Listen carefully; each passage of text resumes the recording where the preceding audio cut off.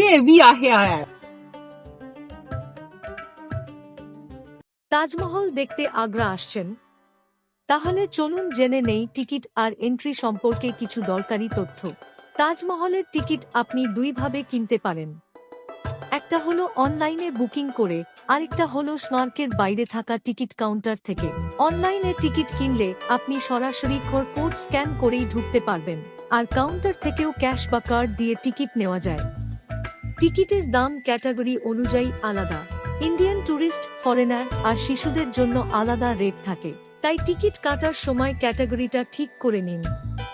তাজমহলের এন্ট্রির জন্য 3টি গেট আছে: ইস্ট গেট, ওয়েস্ট গেট আর সাউথ গেট। এর মধ্যে ইস্ট আর ওয়েস্ট গেট দিয়ে এন্ট্রি সাধারণত সবচেয়ে স্মুথ হয়। এবার আসি ইস্ট গেটের সামনে থাকা পিকচার গ্যালারির কথায়। এই গ্যালারিতে আপনি তাজমহলের ইতিহাস, শাহজাহান আর মুমতাজের গল্প আর মুঘল স্থাপত্যের নানা দিক ছবি আর ডিসপ্লের মাধ্যমে দেখতে পাবেন।